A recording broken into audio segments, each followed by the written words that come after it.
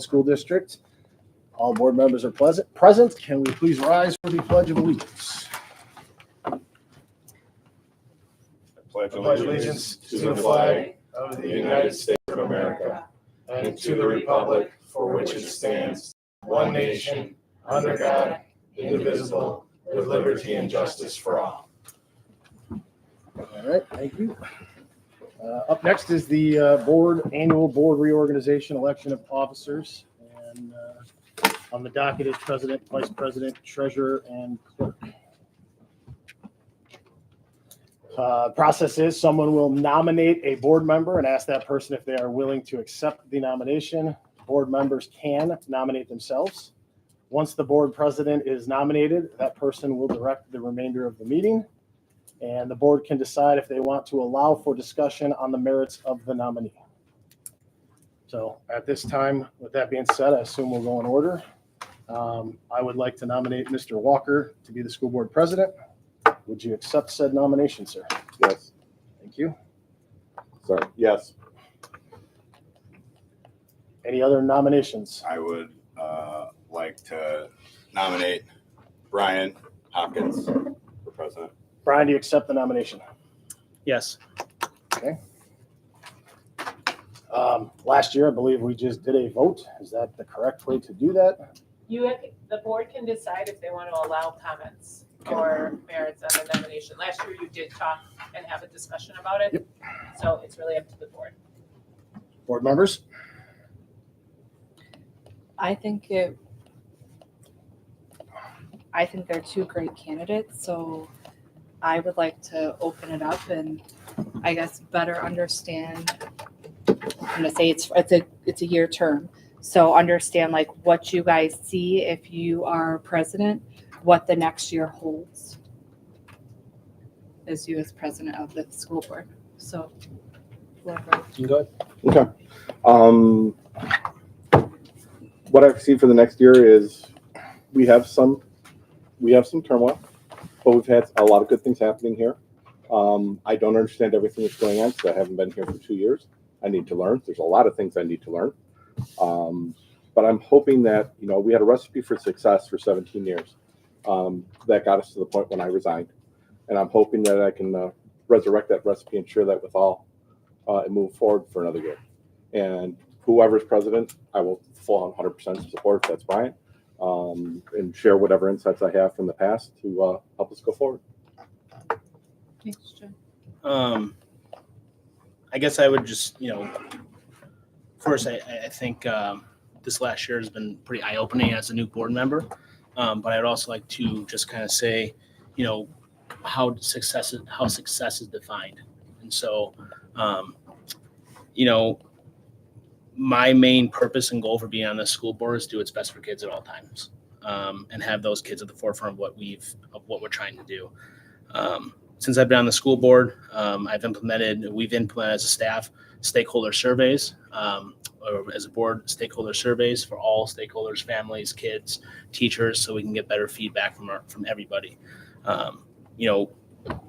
Kind of to surpass some of the turmoil that you talked about a little bit of how do we collect feedback, we do it through policy and procedure to not set ourselves up for anything that shouldn't be in.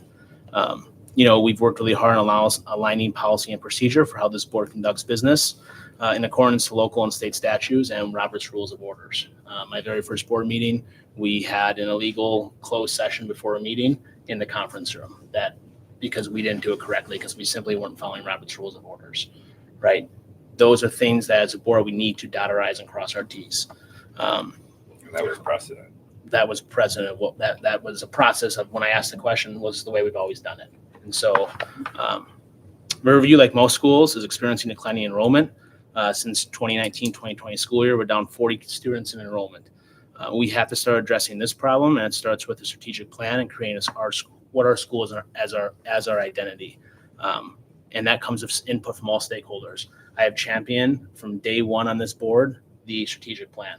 Our very first session, I asked this board, what's our mission? Who are we as a school? And I got 5 different answers because nobody knew. That's a problem. You ask this community and the staff, I would bet we'd get all different answers. I think that's the point of a strategic plan is so regardless of what leadership is on this board, in the office, what teachers are here, what students are here.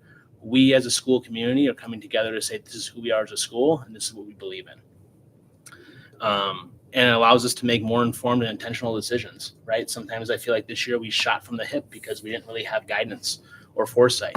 And no disrespect to the time that, was served on the board, but, where was that in that time? You talk about success. Well, let's talk about success for all kids. The school report card is a phenomenal tool that we should celebrate, an assessment that we should share in the community.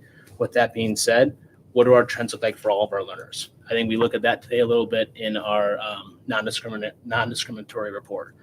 My goal as a board president, if I am chosen, I want to see a leadership team of our staff put together. A lot of schools have similar to what like department chairs would be, but a leadership team. And all decisions and all information starts there, right? If it's around curriculum, if it's around student discipline, if it's around whatever it is, these are the experts in the building. Allow that leadership team to make decisions, to make recommendations to the administration, with the administration, that come to this board. Those are systematic ways that we can get feedback from staff that was not happening, that isn't happening. I would like to see that in place. I would like to see, regardless of who is president or vice president, that we create a policy that the president and vice president, they work with the superintendent to set up meetings. We're not having individual conversations pertaining to board business with just one person.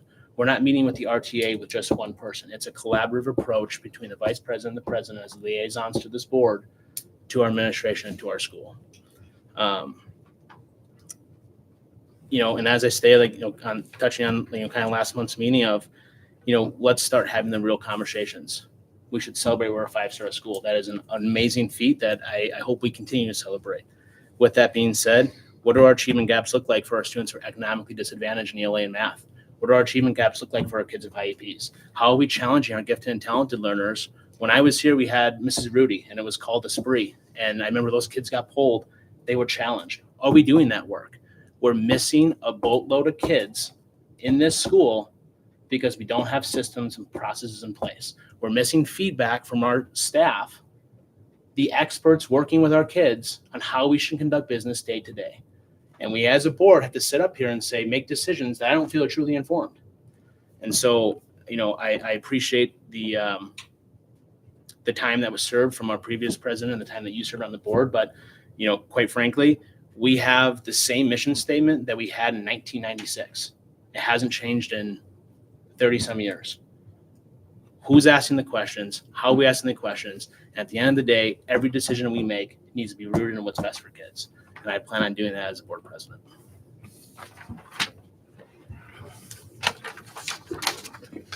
Okay. Any other questions or comments?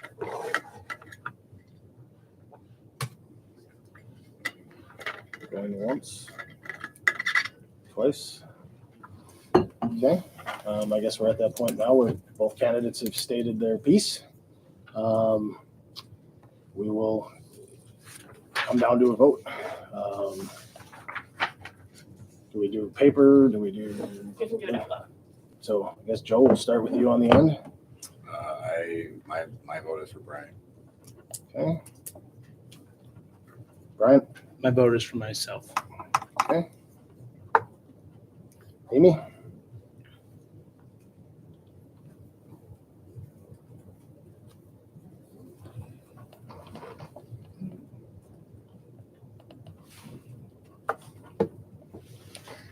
I'm having a very hard time with this because I think you guys are both great candidates.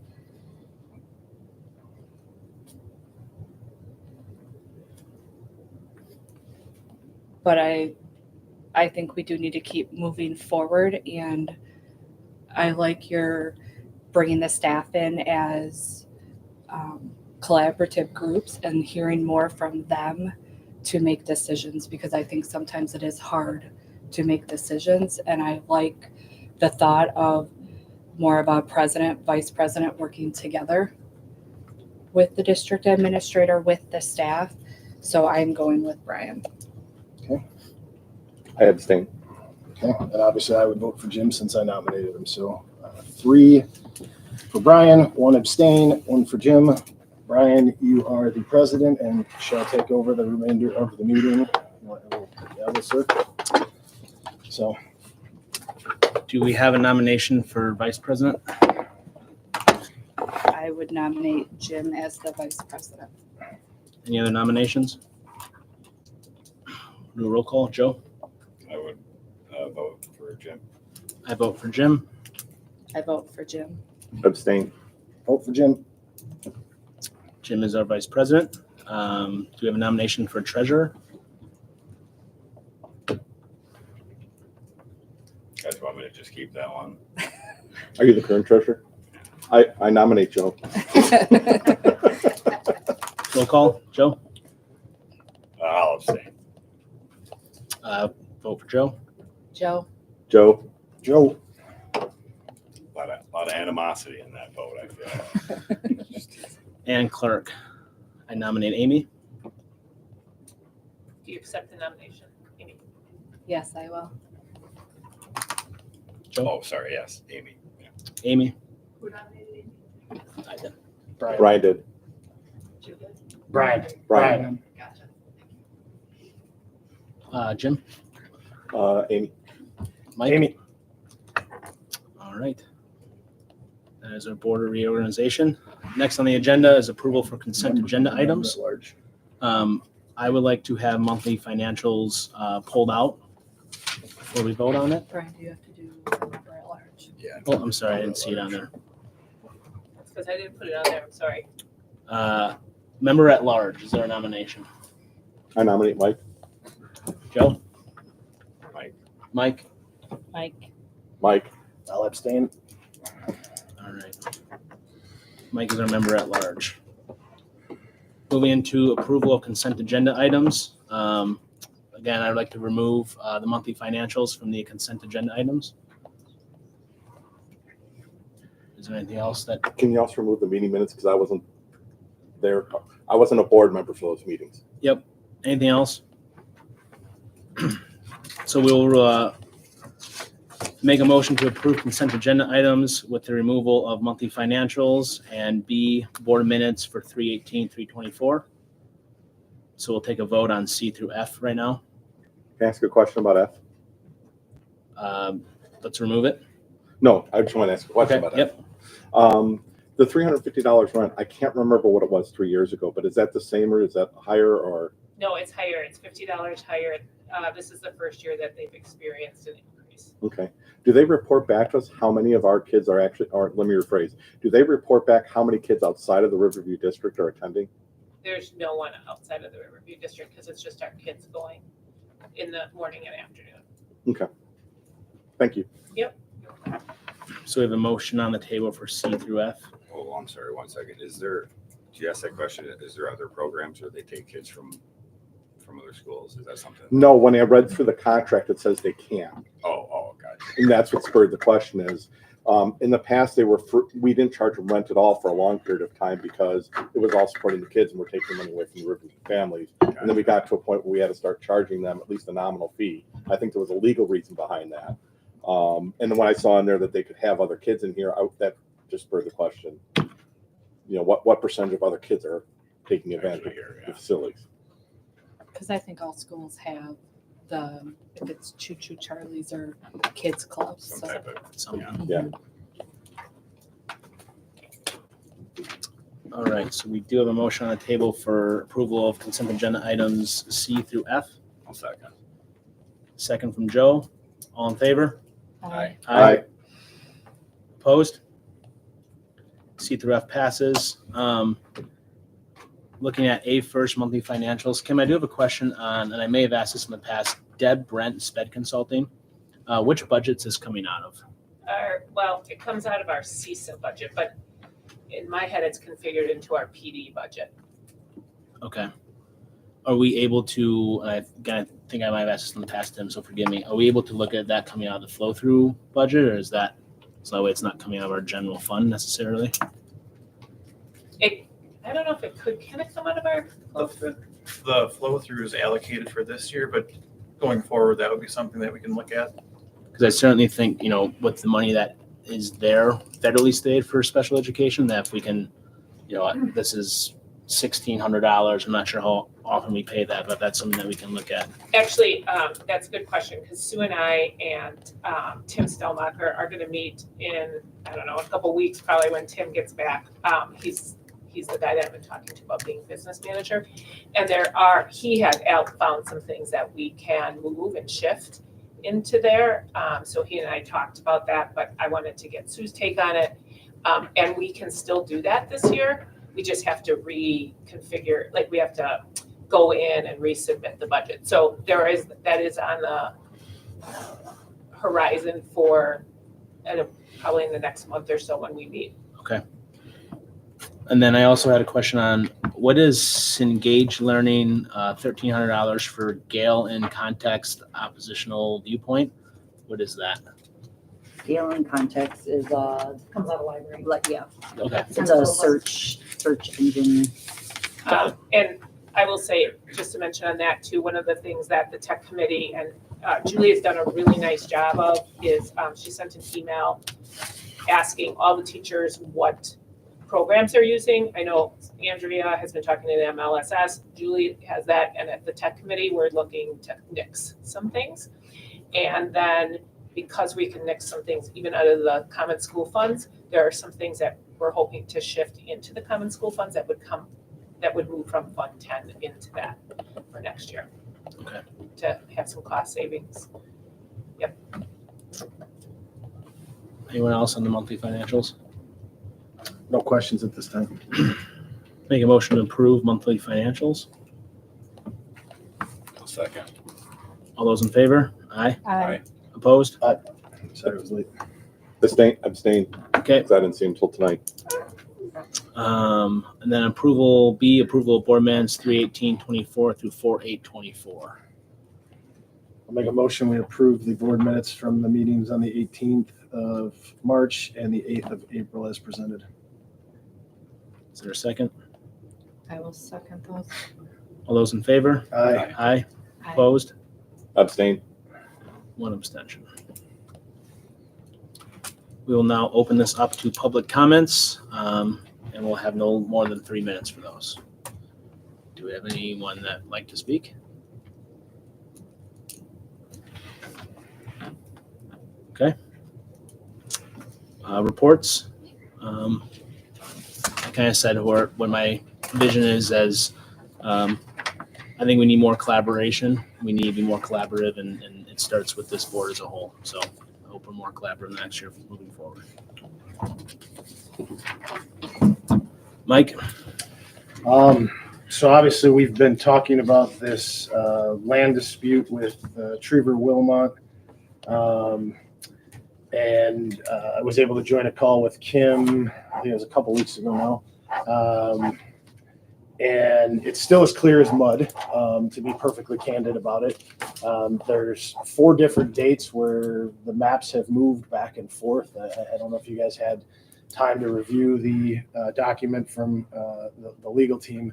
But essentially we have, excuse me, a couple of options, right? We can file an appeal with like the canvassing group, which essentially is going to cost us money, right? Because they're going to have to do all the extra legwork research to talk about moving potentially 6 parcels our way or keeping 6 parcels where they're at. We can do nothing and leave it as is.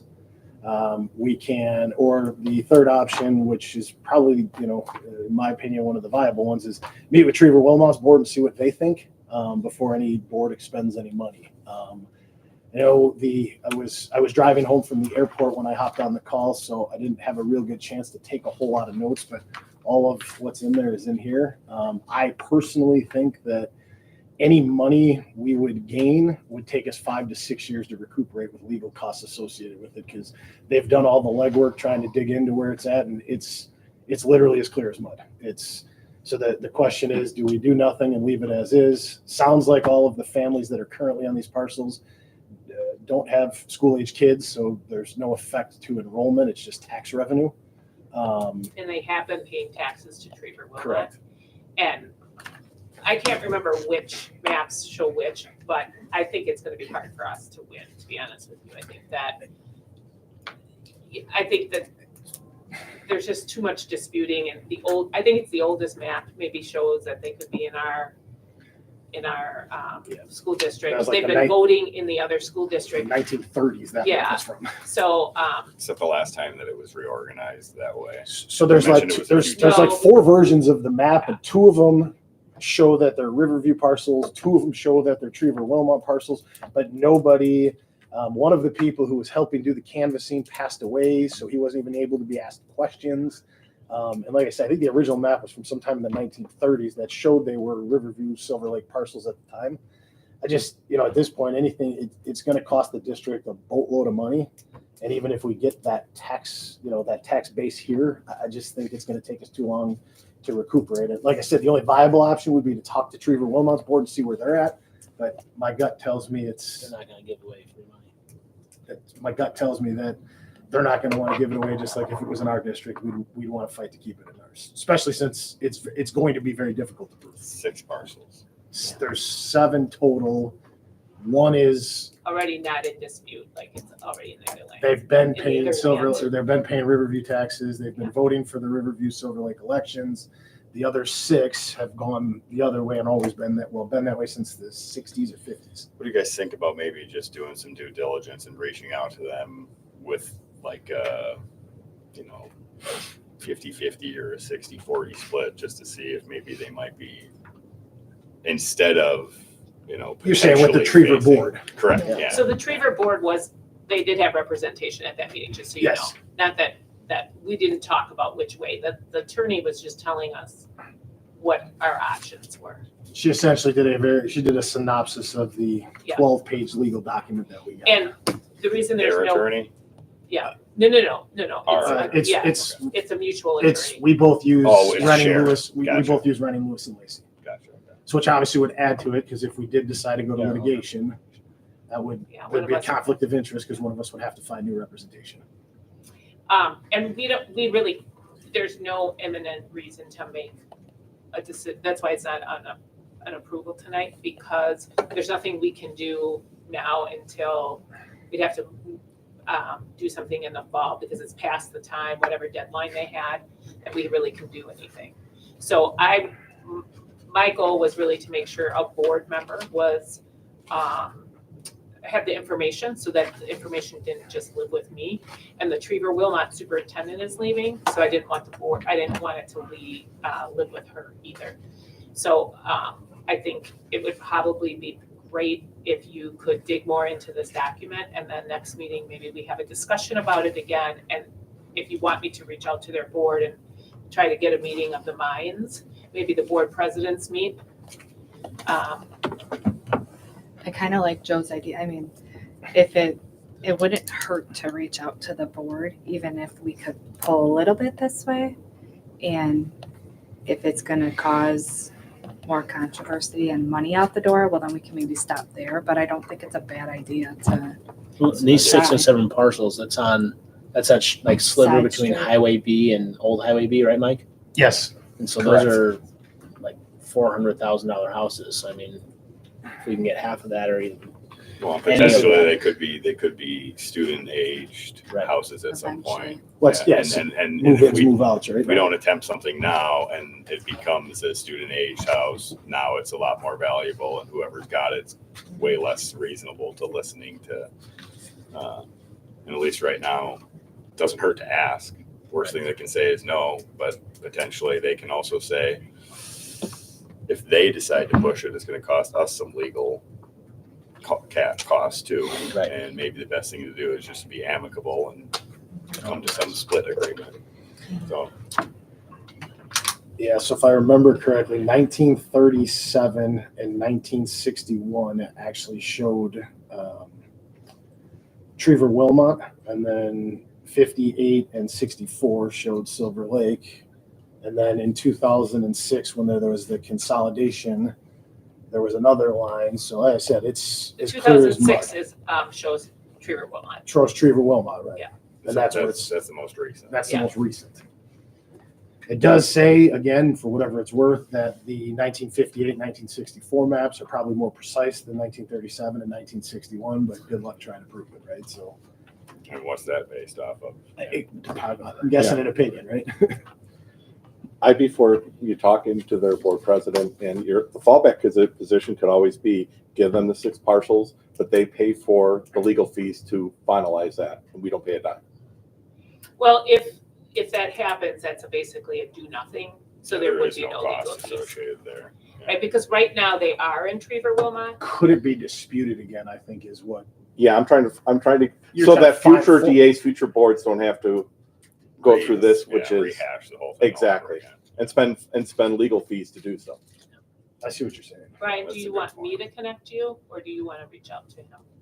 Is Um, Eric somebody? Yeah, I can reach out to him. Okay.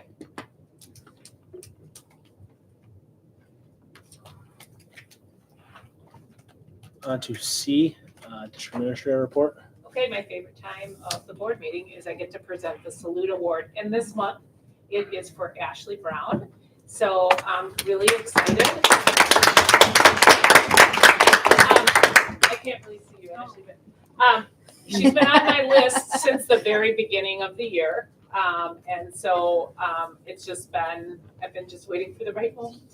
And so we all know Ashley, she's a Girl Scout leader. She has now organized the the Silver Lake Community group that is doing some bingo, which is awesome, and getting community members in, but she's also a co-president of our PTO. She also subs for us now, and everybody loves her because she does such a good job. She started and organized our first trunk or treat, and if you remember, that was a really great success. Also a really good way to advertise our school with the community. She runs Secret Santa. She does the PTO family dance, the Kringle fundraiser, the Timber Ridge outing. She works at the concession stands, does screen shirts for all of us. So she's all around. Oh, she's also on the strategic planning committee, and she is going to be organizing the meal along with another parent. So thank you, Ashley, for all that you do for the Riverview students. Our staff and our board appreciates that. So now we get a picture.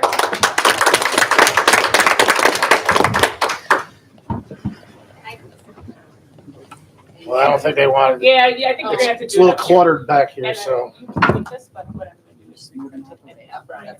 Okay? Nope. Okay, you're gonna get it. one. Do you feel like complimentary? Thanks. I I know, I don't know where I find the time, but Presents on the head, so- I do. Smile. Don't find it weird. Thank you again, Ashley. Thank you, thank you. Way to go, Ashley. Thank you. Brian, I'll have the updated one for you to sign.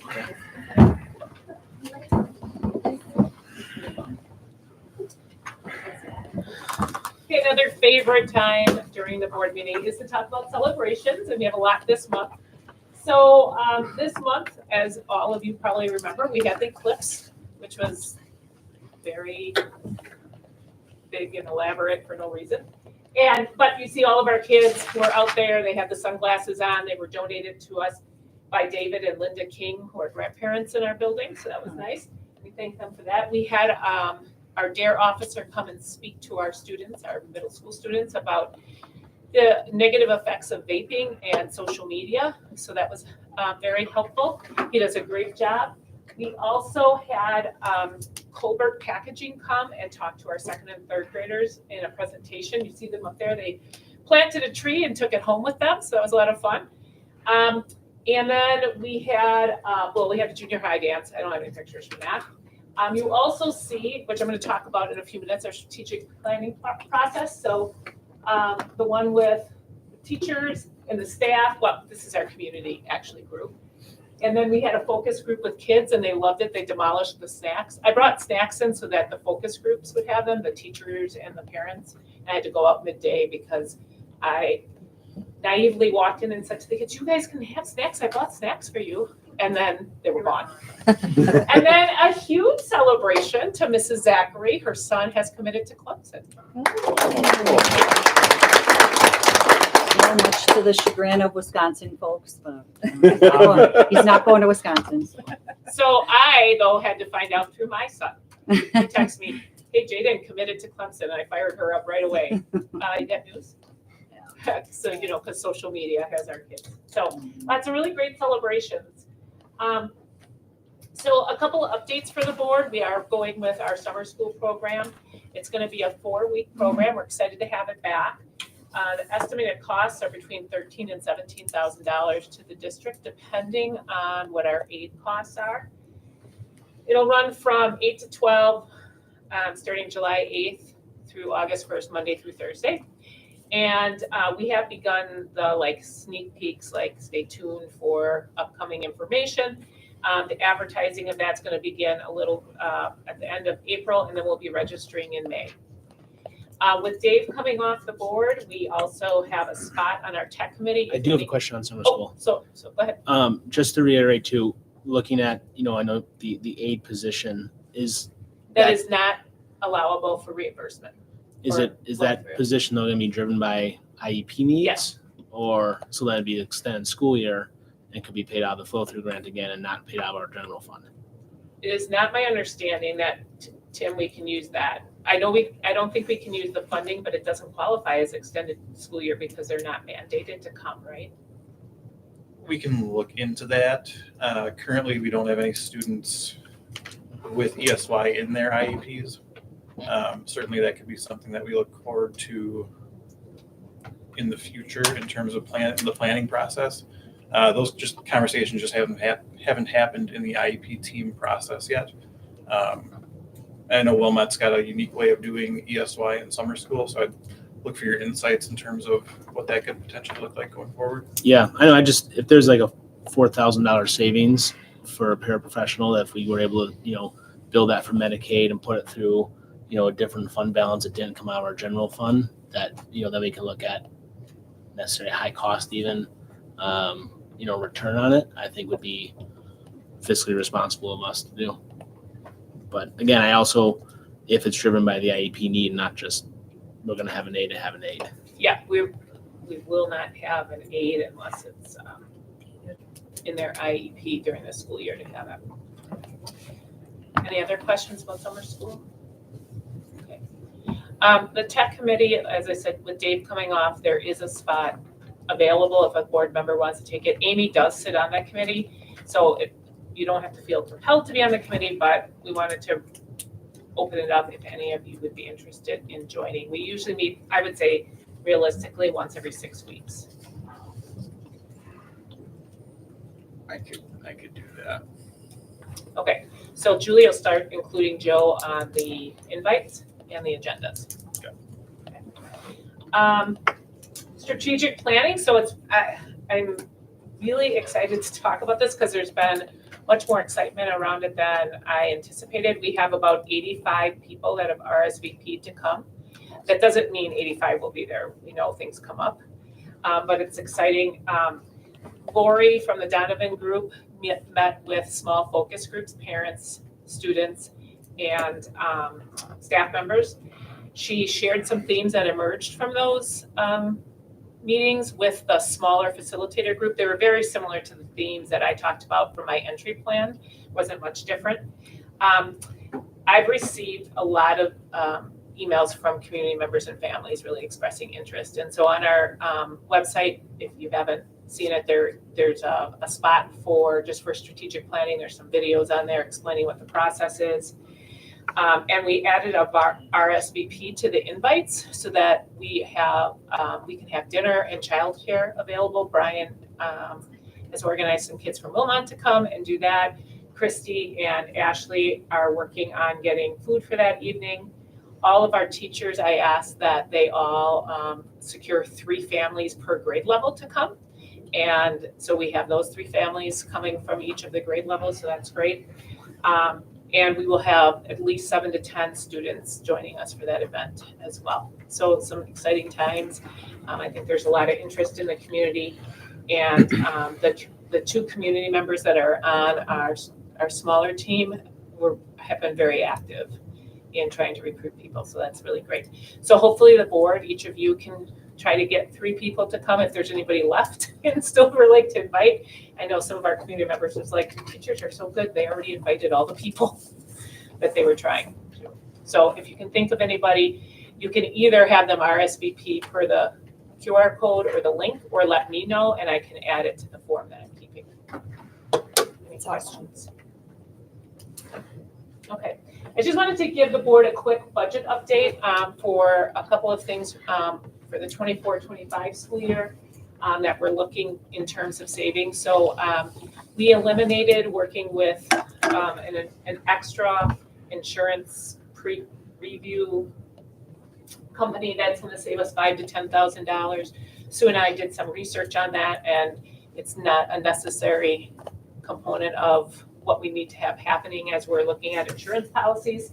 We're saving about $12,000 in Chromebooks, having K-5 and first grade share Chromebooks, and hopefully putting in a policy that will allow teachers to request different technology needs that they have and go through the tech committee to see if it's approved.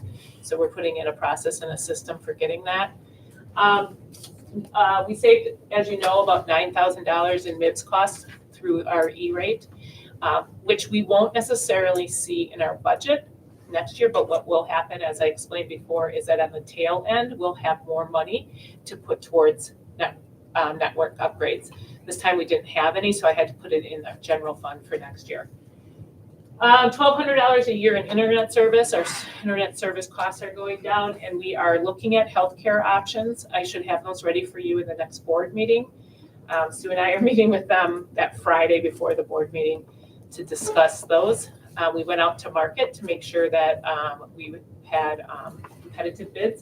And as I said before, we're looking at technology programs and what we really need, don't need, and how we can move some things out of the general fund into possibly the common school fund.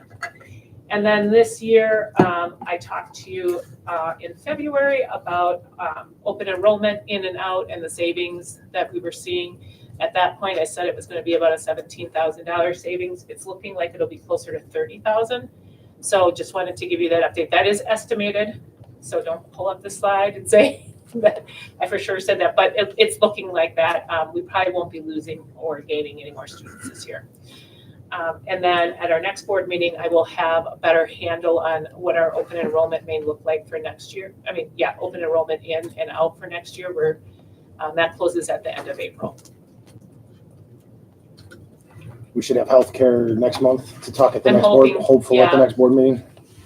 Was that too tight of a window? Because I thought you said they're gonna be Friday before the board meeting. Well, it's going to be a tight window. I'm just going to have to deal with it. Okay. I'll put it on, we'll talk about it in closed session. I'll put it on there for everybody to see, but they couldn't get it done earlier. I'm already pushing. Didn't you feel like that, Sue? I was already pushing like, no, we need it sooner, because I would like for the teachers to know what their raises are before they leave. And I know we can't really do that until we have some of those healthcare costs come in. When is the open enrollment period for benefits that we usually do? Are we on, it's on target? Like Yeah, isn't it in July? July, August, when is it? You have to start August 1st with the plan year, so we're hoping when you get it in June sometime.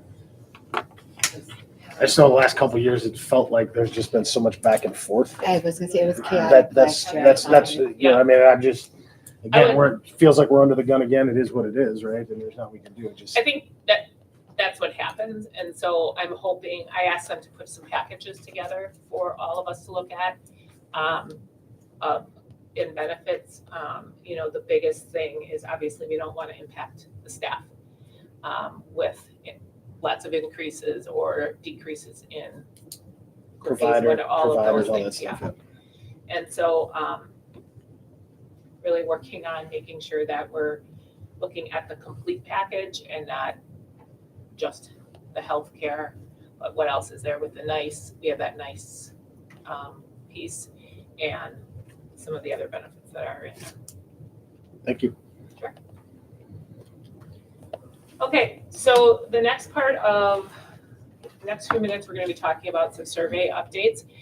And so I wanted to give you an overall update on the surveys. We're going to talk about, Katie is going to chime in and talk about the family and student surveys, so that you understand the process that the communications team went through in developing those surveys. And I have the results of the staff survey built into the slideshow. So I thought I'd start with why we give surveys, just so we can be on the same page. You know, we're really looking for feedback over the long haul. This year, it's a baseline. So it's really not good or bad. It's where we are now. And then we look at next year and what are our trends and look for improvements and things in areas where we need to grow in. It really helps drive district initiatives and helps us and provides opportunities for growth. And it really communicates to our stakeholders that what they feel and think matters. So those are the overall big picture reasons that we have surveys. When we started to conduct surveys, I walked you through this in a couple of board meetings. I'm going to specifically talk about family and student right now and allow Katie to talk about the process a little bit more that the committee went through. We described what I asked the committee to do is look at 3 buckets of questions that we would get feedback on from our family and our students. So for family, we looked at communication, culture, teaching, and learning. And then under those big buckets, there's subtopics of things that we were hoping to get feedback on based on what other schools have surveyed their stakeholders on, and based on who we are as Riverview. And then the committee looked at those questions. Well, Katie will talk about that. We did the same thing for our students. In this case, we looked at engagement, culture, and learning, and then some subtopics under that. Katie? So our process, this whole thing was driven from the people who were originally on the communications committee. So we were asked if anyone would step into the role of creating the survey. So that would have been Julie, Jenny, myself, Hannah, and Kim Castellano. So being that we knew what the ultimate goals of the communications committee were, we went moving forward with that. So we met in person on Wednesday mornings at 7:30 quite a bit over the last few months.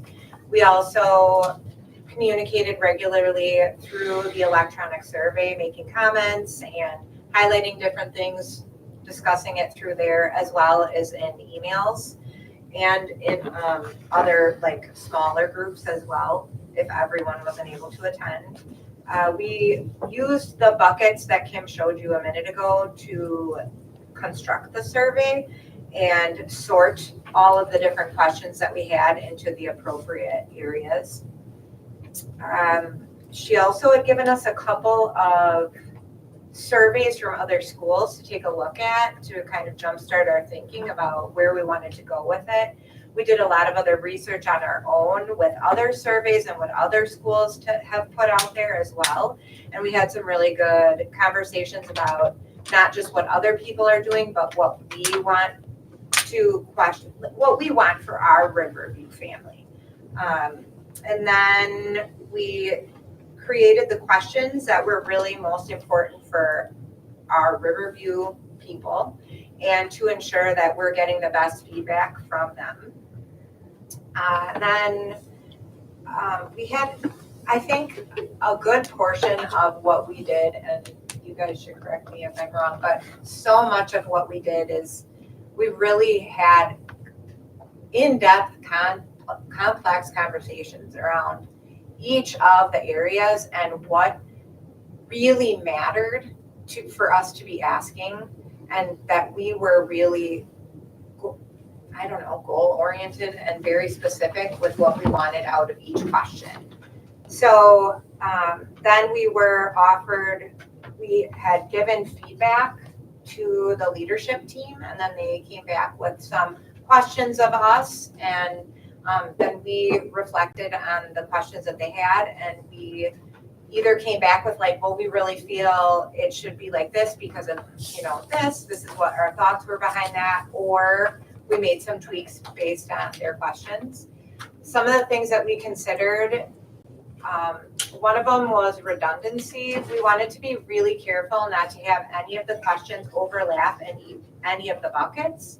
Plus, we wanted to be really intentional about not repeating any of the questions that were already asked of the community early on this year. because we felt that for the best engagement, we were fearful that people would take a look and see a question that had already been asked, and then they would check out, oh, this is just going to be the same survey. So we were really intentional about that. In addition, for engagement, we wanted to keep the survey short so that it was a max of, I think it was 6 questions in each area that we kept it to. There was a lot of going back and forth on which ones were best.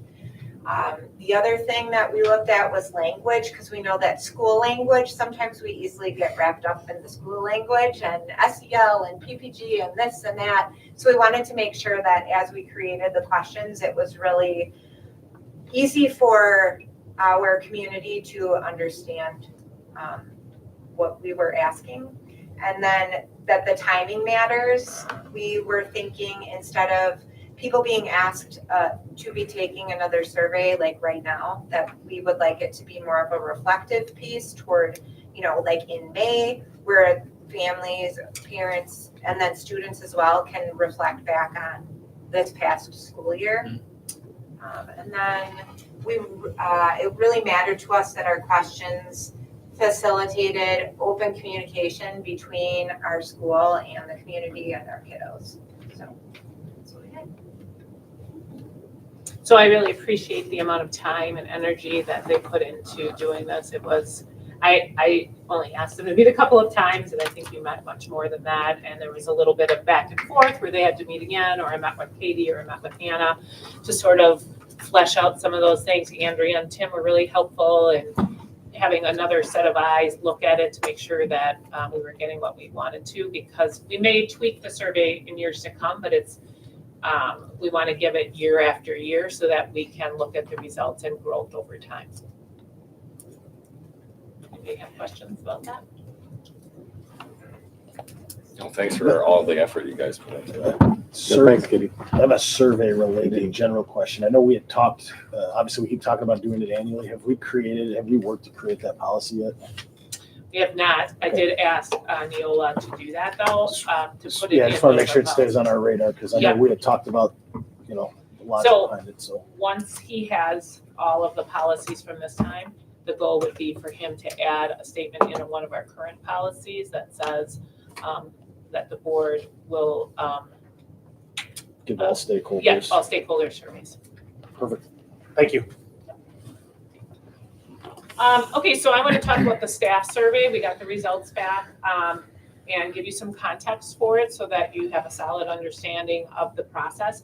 The staff survey was started on March 8th and was open until April 3rd, which is quite a long time. It's about 3.5 weeks. But spring break fell in there, and I really wanted to give them some opportunity before spring break, a little bit after and during spring break if they wanted to take it, if the staff wanted to take it then. We sent an email with the link, and it was in our weekly updates. And during some of the team meetings that we met with, we reminded staff as well. As with any survey, you see a lot of survey completion right at the front end, and then they sort of trickle in as time goes on. And just as a reminder, the surveys are baseline, they're not evaluative. We're looking for growth over time. All the surveys were anonymous. And they will be used by our leadership team to look at areas of celebration, but also areas that we can grow and make some changes in. I do have one question. So through Google Forms, is there a way you just click that not to collect the email, or? Yeah, you have to say you want to collect the email.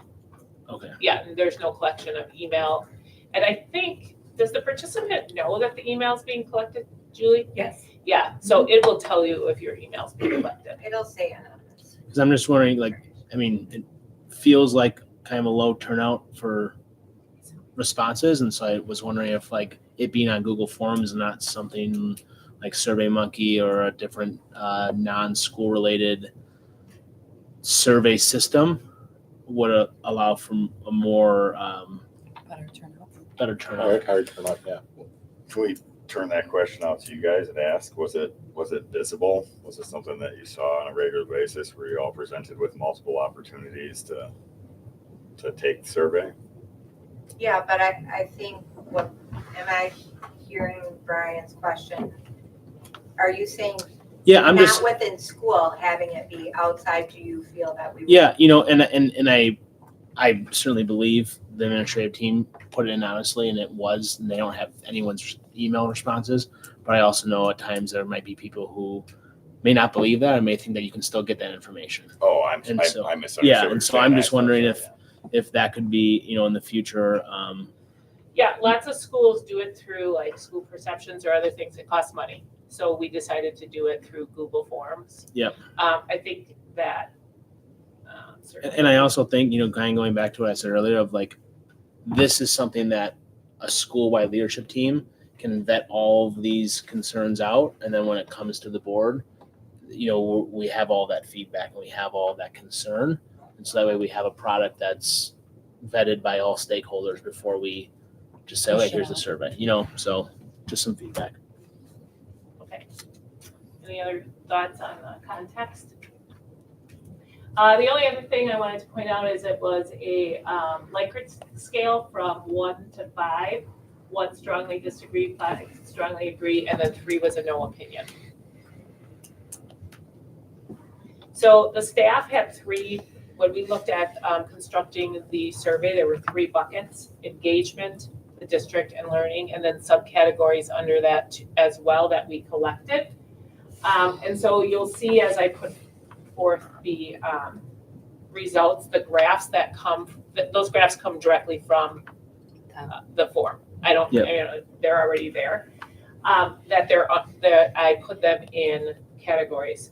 So of the 29 respondents, of the survey respondents that had an opinion, our average score is listed in each corner. So you can see that. And then at the end, I'll tell you the average score for each bucket.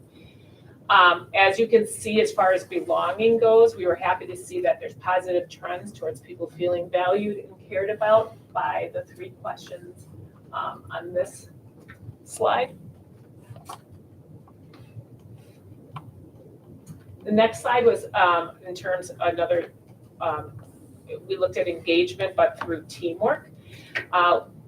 Looking at how do we approach things like discipline, learning, and general quality of instruction. As I said before, we aren't looking at the scores as whether they're good or bad, just a baseline for us to look at how are we going to improve or increase the scores over time.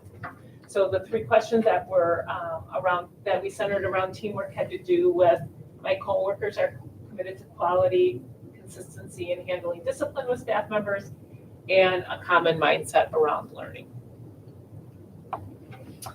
This bucket was, with these questions, more focused on. Sorry, is there any input anyone has on the teamwork piece? Can re-explain what you just mentioned on we're just using this as a baseline? Because when I start seeing like on the let me go back to it. It's on the board. Like when I see the teamwork, our staff handles discipline in a consistent manner, and not one person agrees with that, like that jumps off the chart. Well, not one person strongly agrees. So Okay. people agree. But Okay, so 4. So even if you look, like to me, that's on the lower end, and that would be important to me, I would think, because we need to set that expectation so the kids have an expectation that they have to uphold. So if we aren't consistent across it, I think that gets confusing for them. So if we're using this as a baseline, what are we doing, taking this feedback now to putting things into effect to better it sooner than later? Okay, so good question. First of all, I think it's important to understand that we had about half the staff taking the survey. Mhm. So that's certainly not representative of the whole staff. 9 of those 29 said no opinion. So I'm not sure where that lies and where the perspective is around that. And I'm presenting the data. Tim, Andrea, and I are meeting as the year goes on to talk about some of these points. But again, what if last year we had given the survey, what if it was 1.4? You would think 2.44 was good growth. Like, that's the issue, is that we have nothing to show what last year was. What if last year was 4.0? Then we'd be looking at, well, what did we do this year that we're not as high? And so there's nothing to gauge it against, which is why it's so important to give the surveys over time. My gauge, and kind of Amy's point a little bit, was that was the lowest score of all the questions asked. And through the strategic planning group that we had last week, Tuesday, whatever it was, one thing that stuck out was consistency with behavior from what kids had to say and from what families had to say, and staff in that as well. So I think that, all kind of aligned together does paint a picture of this is a shortfall of ours as a school community of how we consistently handle behavior. And so, yeah, I think that part of this, though, is tomorrow I'll be presenting it with the staff. And I think part of this is having staff also look at this, because this is colleagues talking about other staff members and how they're handling the discipline. And really digging into why does over 1/3 of the people not have an opinion? Probably because they don't know if there is consistency with staff members. Again, I think it's about being careful not to evaluate this until we have trends. I don't want to have knee-jerk reactions to one survey at one point in time where less than half the staff, or about half the staff, took it, and then 1/3 of those had no opinion. I don't want to I agree with what you're saying to the 50%, less than 50%, but I don't want to undermine that 50% or just under that did take the survey. So my other thing is, like, I get the trends, but there's also something that we have to be able to discuss back to kind of Brian's team collaboratively that we can start putting into effect to help the administration, the teachers, the students, everyone. And my thought, like, I don't want to wait a year to see what our trend is. Like, sweet, it went up to 3 or it went down to 2. Some of these low markers, I think we do have to look into sooner than later. well, and again, I think this is, I'm going to beat a dead horse, but this is something that, we bring up our concerns here and we throw this to a department chair leadership team that represents other people in their school. And guys, what do we think about this? How do we address it? What do we do? And I think that could be helpful as well. So sorry, go ahead, Jim. Okay. I agree with you. It's great to have a baseline, because you're right. You do have to compare trend data going forward. And I'm not going to beat a dead horse. I do think, though, that you do have to look at it, and I use this as a springboard to identify for the strategic planning, Yep. What areas do you need to focus on, not just from the students, but also from the community and from the staff, to do that going forward as well, because you can't just let it sit, and don't just focus on the negatives. We also need to look at the celebrations, the things that we are doing well, and I recognize how did we get there so that we continue to do those things while we're working on our improvement items. And then really that's what the strategic plan is about. So I'll be presenting at the next strategic planning workshop around our student achievement, and showing where we should celebrate and where there's areas of growth. And then the presenter is going to look at it from a holistic point of view. So she'll have some of this data as well. The only question I was going to ask is, when I look at these 3 boxes here, they say, 27, 28, 29 responses. So when you see the variance in numbers, are people skipping questions, or are Yes. these the ones where Nope, not some feel people skipped comfortable? a question. Okay. Got it. Good question. Yeah. Okay, so this bucket focused on engagement and what support looks like, what resources people felt they had, recognized for doing a good job, knowing their expectations. Again, I know I'm beating a dead horse now, looking for trends where we can improve and grow on. In some of this data, we're going to, as a leadership team, that's part of what we're doing. We haven't had a ton of time to meet and really have deep conversations about all of this. But we want to make sure that the staff feels supported in all areas.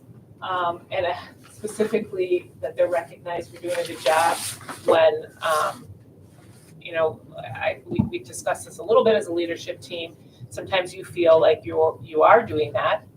And then what is the perception that would cause people to think they're not getting that recognition? And sometimes it's a matter of what we think recognition is versus what they think recognition is, right? There's different love languages, that kind of thing. Any questions on that? Again, just the last two questions around support through engagement. Both we had less people here with no opinion, which is good. Lots of strongly agree or strongly, or just agree. Someone has communicated my progress with me in the last 6 months. I know that was one of the things that came through in the qualitative pieces, both with the facilitator in the Donovan group and with hearing from me about getting specific feedback and feedback that helps teachers grow. And then we looked at the bucket of district through the lens of communication. There's 4 questions here showing questions around communication, around policies and input from staff. Of the 4, you can see staff input is weighted the highest, but there are quite a few no opinion answers in the other questions as well. Again, 2 more questions on communication. One was about school board policies and the other one was just about important issues. Nearly 1/3 of the answers, again, in both of these questions were no opinion. So you'll see at the end, one of the things that Andrea, Tim, and I talked about is how to move those no opinion to having an opinion. Gives us a lot more information. These 3 questions were around our district goals. I think that this will be really interesting to look at this survey data next year after we have our strategic plan complete. And we are setting specific school-wide goals. And if this increases that or what people's perception are around those specific questions.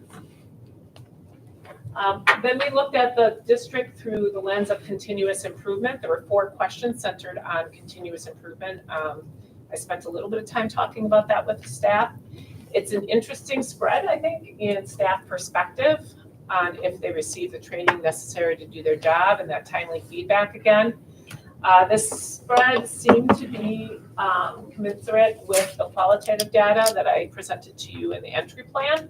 So I felt like it was probably pretty spot on. Again, I think this will be interesting to look at next year when we're doing more intentional PD and professional learning because our calendar is allowing us to do that. So I think there are some things that are being put in place that will connect to some of these questions already. And then the bucket around learning, these 3 questions had to do with student achievement. We had 5 questions centered around student achievement in all. This slide shows 3 of them. As we look towards adding a counselor position and implementing a more specific and intentional plan with our SEL program, I think that's also going to have some influence over that question in specific around SEL needs.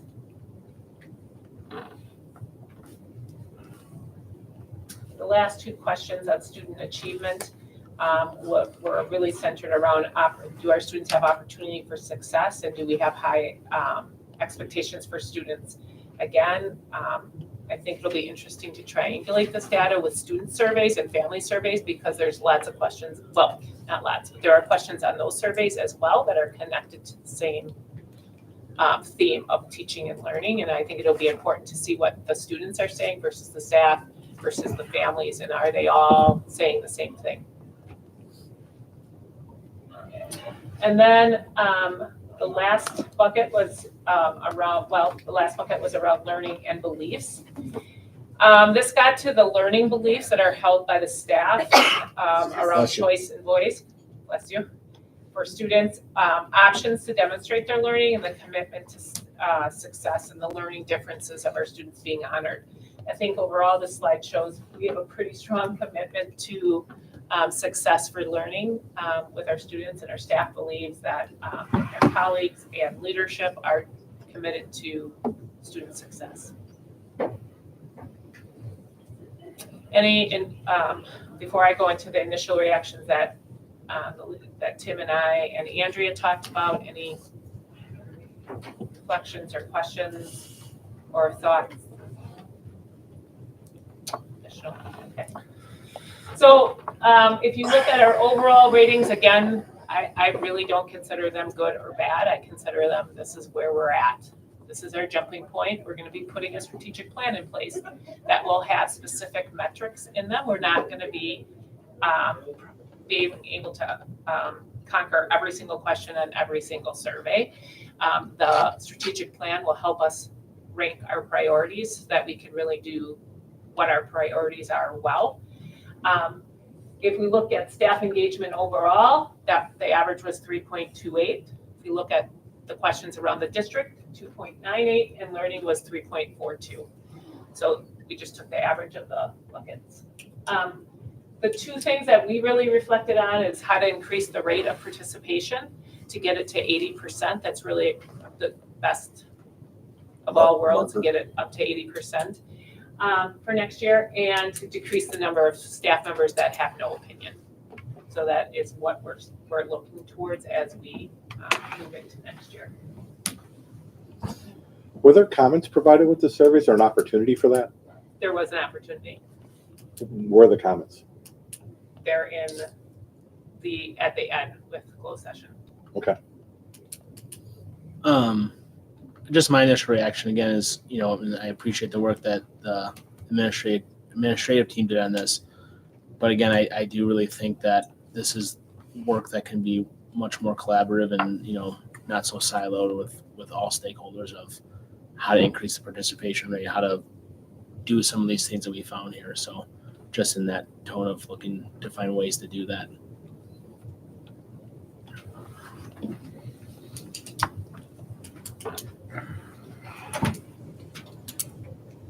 Any board comments on any of the above items?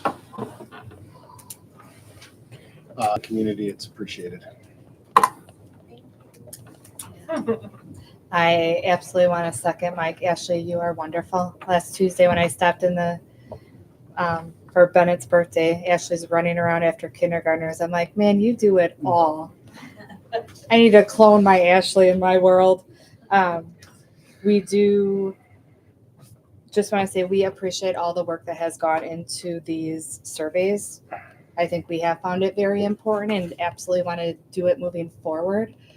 So we appreciate the staff, the teachers, the administration. It was a lot of work and look forward to learning from it. I'll second that. First of all, Ashley, I don't know you very well, but congratulations. I'll take their word for it. Mrs. Riverview is her name. Oh, okay. And secondly, thanks to all those that participated in getting the surveys out there. It's very important to get the baseline, to get information, to get data, so that informed decisions and plans can be made. So, and I know knowing you, Katie, that was not a 1 day, 2 day thing. It was every Wednesday. I was gonna say, I could just see it now that, every week you guys are meeting for several times. So thank you all for your extra effort that you put into that. I would second that for everybody. And then additionally, I want to add that myself and Kim and the custodial staff had an opportunity to meet with PSI, which is the group that's helping us with the strategic plan. They put together a report for us that has kind of summarized the areas of the building that need improvement, and it's going to be very helpful moving forward with not just a strategic plan, but also referendum planning. And there's a ton of really good information in here. Some of the best information is that our custodial staff has done an incredible job over the course of the years, and this building is in excellent condition. So I want to share that with Kudos to everybody. Ron and team for sure. Yeah. And again, I want to thank you, Ashley, as well, for all the work that you do for our district. In terms of the strategic planning committee, I think, just to highlight that we have 85 people RSVP is absolutely insane. I mean, if we get half of that, that's incredible. That does not happen a lot. I know Riverview strategic plan. I'm not sure were you on the board review when they put that through or not. No. No. It was handpicked by the board who was on the committee, and so it was certainly not a full gamut of people. And so the fact that my 70-year-old father is talking to 60. He might be watching. My 69-year-old father has people asking him in the community of where are we going to, what's it for. I think it's really going to do a lot for us to pass a referendum when that time comes, and it gets people who haven't been in this building in 15, 20, maybe 30 or 40 years to realize that we're still here and we still need support from the community. So as many people we can get there to have a say in that. This is something that's going to live on for, it's a 5-year plan, but you keep re-upping it. So as we all change and as administration change and teachers change, I think this is something that this is where our school and community says we want for our district. So I think it's important. Yeah, I just want to comment that people in the community getting excited about the school that they are not connected to via kids is pretty amazing. And to have as many people talking to reaching out to me, but also talking to other parents. I'm constantly getting like, what is this about? What is this about? So. And we got to get all those parents Ashley's number. So when it comes time to volunteer for things for PTO and those things, she also has that same RSVP approval rating. So. Any other comments? Kim, do you have an idea with the number RSVP and kind of if they are a community member, if they are a parent, do you kind of have any idea of a breakdown of I don't have the breakdown. person? No. Yeah, Okay. I didn't break it down by subgroup. That's fine. I was just wondering if we had a Yeah. idea. I know that many of them are parents, right? Because the teachers are the ones that are reaching out to the parents. And then our 2 community members that are on our committee have reached out to other people, and they have paper copies that they're handing out. And so I was hoping also that you all, because you're connected to the community too, would get more people coming as well. And Patty has paper copies of the invite that has the QR code on it. It has my number on it, and it has my email on it as well. Awesome. Thank you. And so one of the things that we're going to strategically do, well, not we, Ashley, is place people at different tables. So trying to have a table with community members, staff members, board members, kids, so that we don't have a table of all community members or all staff members being in an echo chamber. We want them to all interact. So hopefully it's a good night, and the 3 evenings after are hopefully well attended as well. Awesome. All right, are we ready to talk about Neola policies? Yep. So last month, the board had a chance to look over and review the DA approved policies. And this month, Mike, Brian, and myself met to review the policies that had more options or significant changes. So I linked that spreadsheet in your board packet for you to review, and bring questions if you had any, and be able to have a board conversation if necessary. Otherwise, we'll move forward with voting or voting after we ask questions. So there was one policy, 7544, that just talked about posts on social media. Basically, it dealt with people being able to make comments. Let's say we share, the Salute Award. People being able to make comments on congratulations or not. Or not. Or not to make comments.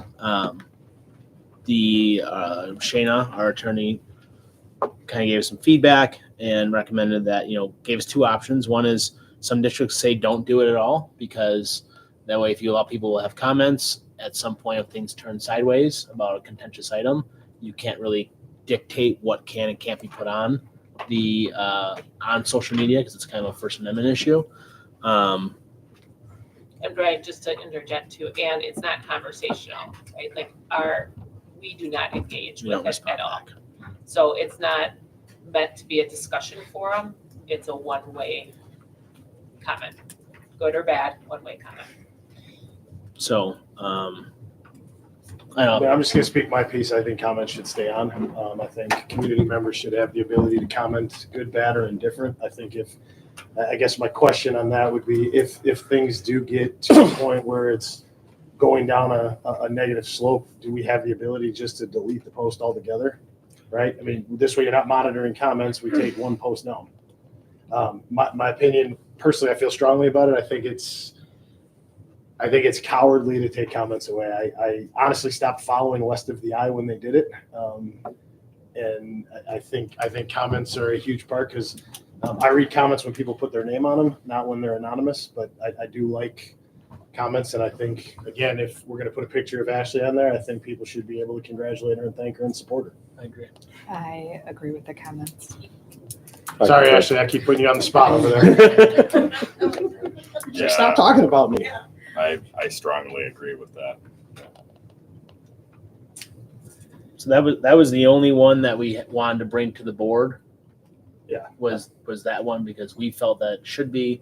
The attorney felt against kind of what Mike and I thought, so we thought you guys all should be part of that discussion. As long as everyone's in agreement that if we end up with something that we just take the Delete the post post. down. It's not just as easy as that. So I did talk to Shayna about that. You have to be careful that if you start then taking posts down after someone comments on it, the optics of that as well. So if you leave your posts up while it's all nice and good, and then there is disparaging comments. So it's just, it doesn't think- matter to me one way or the other. I'm just telling you, it's not as easy as just removing a post.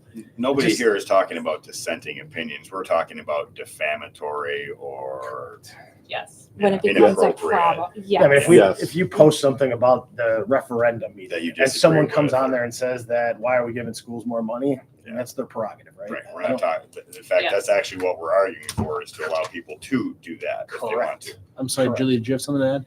Yeah, the only time that we've ever taken posts down in the past is if there was profanity on there or something that was really, you know. Yeah. Yeah, and I believe that there already is some precedence as to being able to remove things from platforms without risking First Amendment And I think the violation. data you provided said that out of the 50 posts that we had, only 15 of the 50 even had comments. So, I mean, again, unless all of a sudden we decide to get controversial, I don't know that we're going to see a huge uptick in that, right? Going to Mike's point about the West of the Eye piece, when Wilmot was going through some turmoil in the past, they removed comments because they were very negative towards the board president at the time. And then that created more uproar of now we can't make, like, what are we Right. trying to hide? That now we can't, we had this, now we don't have it. What are we hiding here? So I would like to see 7544 allow us to keep comments on and people to respond. Agreed. Agreed. So do we need, is that, Well, I guess the only question is obviously, Brian, did any of the other board members who looked at it, did they see anything that you and I didn't catch that they might have questions? Yeah. on? I only have one question, and this is just procedural. I noticed in 6610 that they deleted the whole section regarding student accounts. Because it went to, I think that's the one that went to 6611. Is that what it is? Okay, Yeah, I think so it they're, moved. they just shifted it. okay. And my only other question is, what is the current board policy for how Neola policies get approved? Because you mentioned something about DA approved policies, and then you mentioned a committee. So what is the current process when Neola gets a new batch of policies in? How do you guys handle it? So Neola, when there's technical things, like they're changing a pronoun or they're changing to the, those are DA approved things, they funnel it through the DA. Okay. And then what we've done in the past, and this is, I walked into this as well, is that 2 people met with me to review the whole thing and then make recommendations to the board, so that we weren't sitting in a board meeting going through every single one. And then I put it on a spreadsheet for you all to be able to look at, this is where change is, this is what the recommendation is, and this is statutory or not statutory, because some of the changes we don't have. I mean, it's statutory, it's law. Right. Law change, so Neola updated Yeah. policy. Okay. And so there's gonna be some changes to Title IX coming down the pike soon. And then Neola will update those, and give us those changes. So are these the DA approved and the No, the DA approved ones were last month. Okay. So the board still sees them. Yes. I guess that's what I'm, okay. Yeah, so I link them in. We don't have to have a board approval on them. I link them in so that if you have any questions, we can discuss it. But they're very, like I said, logistical, sort of technical changes. And those happen quite often. They're getting better. This batch was a lot shorter than the batches in the past because they've been around longer, so they're not having to make all those changes. And 6610 was renumbered to 6611, Thank you. to answer your question. I make a motion to approve the Neola policies as presented with the acknowledgement that as it pertains to 7544, we will allow public comments. on I'll second that. message. We got a motion from Joe, second by Jim. All in favor? Aye. Aye. Opposed? Motion carries. The next is an Arbor Food Service contract. There's not much to say here. We are in a contract with Arbor. We've been happy with them. They made all the corrections we needed them to make in our food service administrative review. We met with them so that we understood, Crystal and I met with them so we understood the contract. The form that you are all seeing in your packet is a DPI provided form. So it's not like we can negotiate that. We do have the opportunity to renegotiate every 5 years with Arbor. So you just answered my question because I'd never seen this form before. So is this something new that came out from DPI or is it just because we're using Arbor as the We're food using service? Arbor, yeah. Okay. Make a motion to approve the Arbor Food Service contract for the 2024-25 Sorry, go ahead. school year as presented. I would like to wait until Mike Mike comes gets back back. and vote, but if you want to second it, Amy, I will second that motion. we'll kind of pause till Mike gets back. I feel like we need to play the Jeopardy song or something. That's all awkward. Currently, Brian and Mike meet with him on the new We're waiting Okay. on your So motion. there's a to- waiting on you, big guy. Mike, there's a motion on the table. Aye. by Joe, second. All in favor? For the Arbor Food Service Aye. contract, that's just policy. Aye. Simple. Aye. Motion carries. Arbor Food Management. Next one. Okay, this is the 5-year non-discrimination report that was due. Every 5 years from now on, moving forward, districts have to complete this report.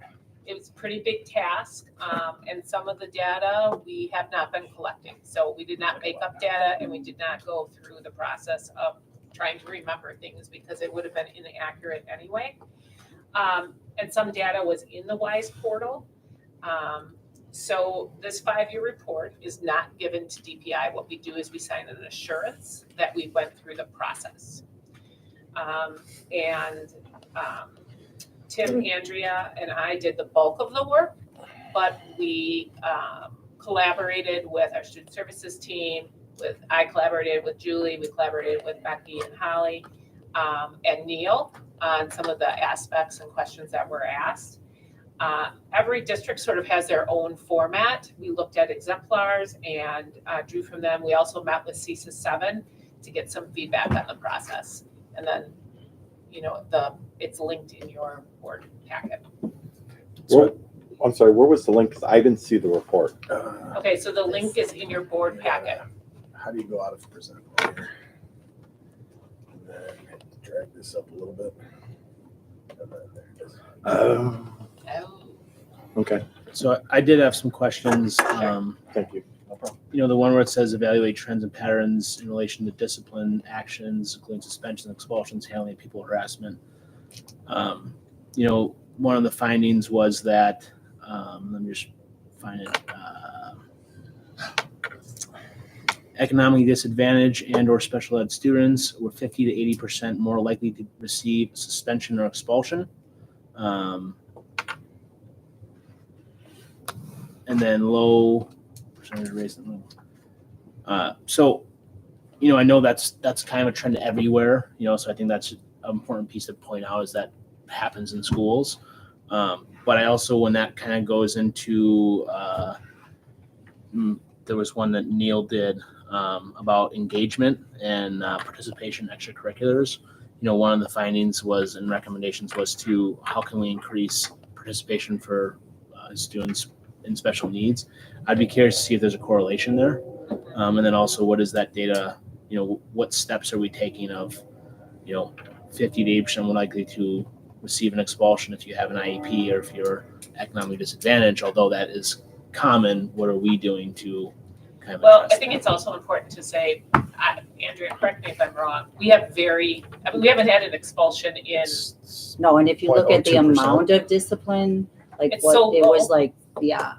And so economically, you could be special ed and economically disadvantaged, so that Excuse the numbers. is 100%, that's what it was. What it was. So, yeah, but I would say, like, if you look at, like, our expulsions, we didn't have, I think we had, one in the last One. 5 years. yeah. I think it says 0.02%. Yeah. if I'm reading Yeah, that because then it correctly. calculated the percentage, and then, yeah, if you look at the graph that I made, I mean, our amount of out-of-school suspensions, and that's taken right off of WISE data at DPI, so,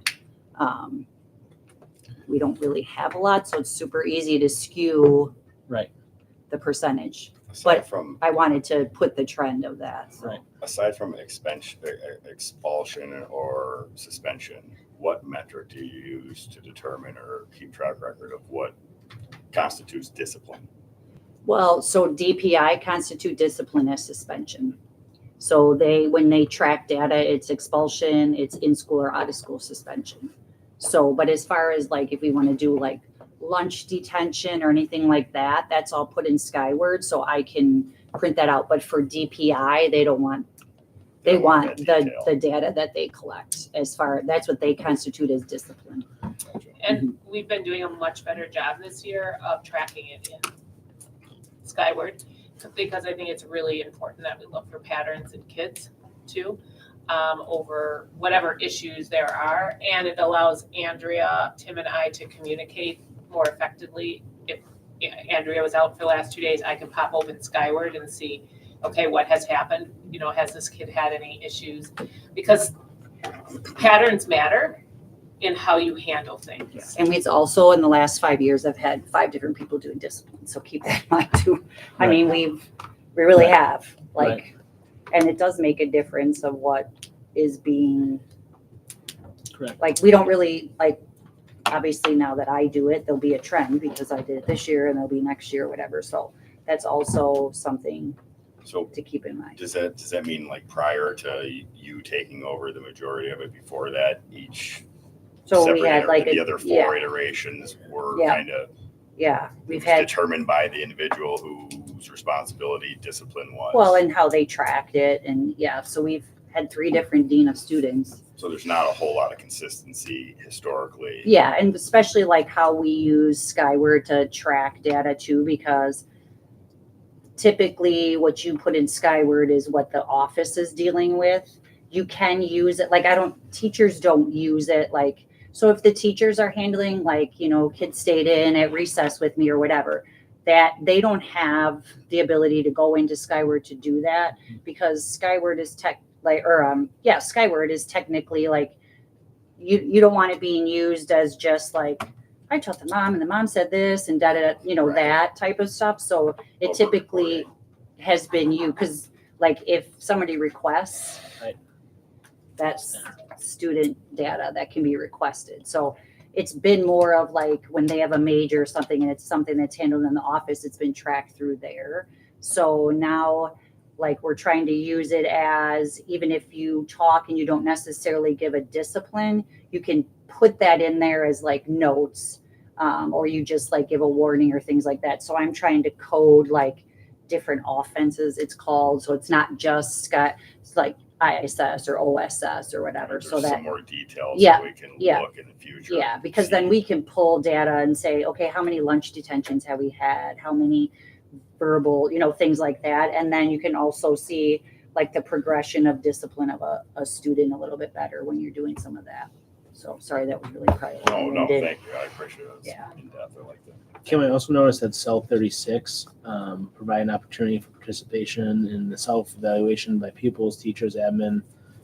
parents, guardians, school district, there's not information here, so, So that's if you go into the summary report that's at the top, it talks about that. Okay.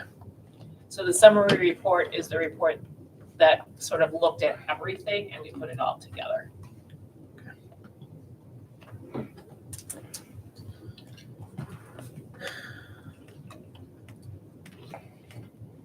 do we have a motion to I will approve? make a motion to approve the 5-year non-discrimination report as presented. I'll second. Motion by Mike, second by Joe. All those in favor? Aye. Aye. Opposed? Abstain. Mr. Walker abstains.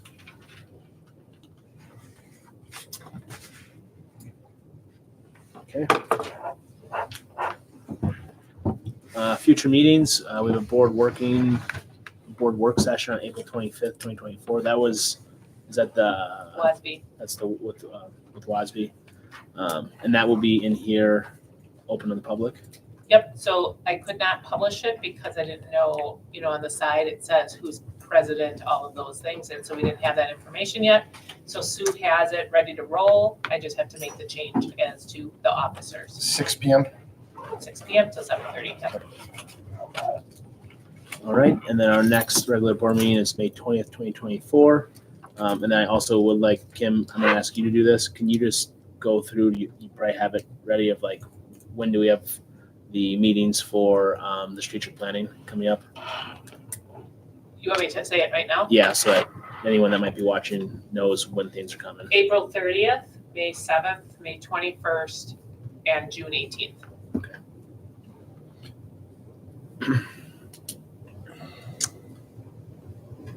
All right, so moving into an executive session, we'll take a motion in a second, but first we're adjourning to an executive session in accordance with Wisconsin State Statute 19851C to consider the employment, promotion, compensation, or performance evaluation data of any public employer over which the governmental body has jurisdiction or exercise responsibilities.